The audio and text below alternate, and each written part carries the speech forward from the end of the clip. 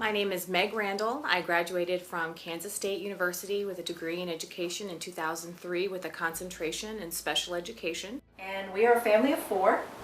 Our son Jack has a language-based learning disability. We were very lucky to diagnose it early and have terrific doctors, therapists, and teachers that we have worked with hand in hand.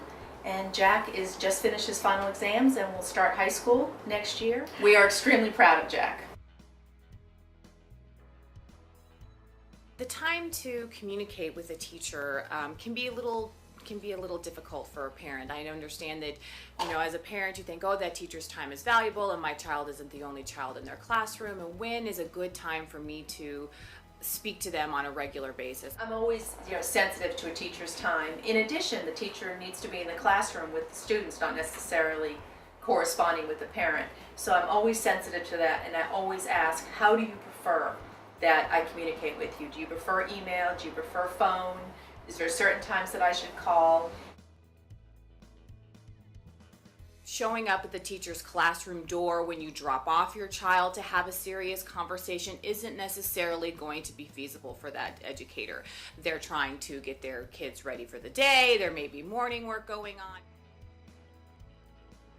But the key is to have that system in place where the teacher and the parent can communicate without having to pick up the phone and sit down and call and track down someone. If they're a younger child, maybe they have an agenda or a planner where the teacher can put a sticker if they had a great day, or can write a little note if they had a rough day, or if they had trouble with an assignment that needs some reinforcement at home. If they're an older child and they have a fabulous day, then no communication would probably be necessary. If it's major, call and make an appointment to speak to the teacher in person.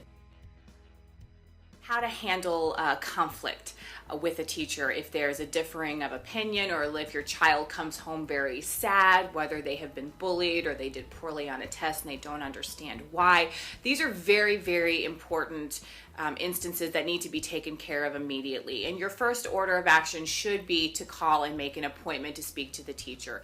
Sending emails when you have very sensitive things to discuss can lead to miscommunication, misinterpretations, and things that are not going to be helpful to the child's success. I've often asked in my support groups or with my husband, the teacher seemed a little defensive to me. How do I bridge that gap? How do I make her feel comfortable or him feel comfortable?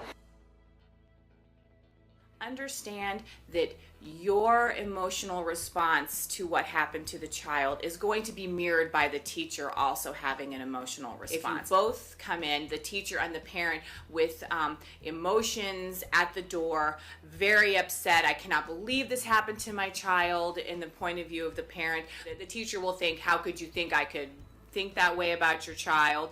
And then the defenses come up, and when the defenses come up, the child is lost. But my first step, of course, is to always remind them that I'm there to partner with them and there to offer suggestions. And some of the questions that I will ask the teachers specifically are, how do you deal with frustration? I think that the frustration that a 15-year-old has can be very different than a 5-year-old has. And we'll often talk about that, the different steps.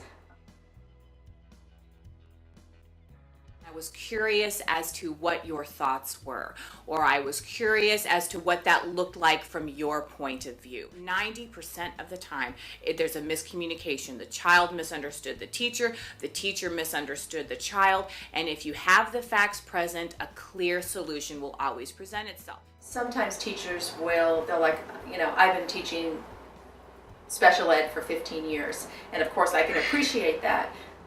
But I think it's very important to hear, that's why we have an IEP, it's an individualized education plan. Every child has certain nuances that you want the teacher to understand and appreciate.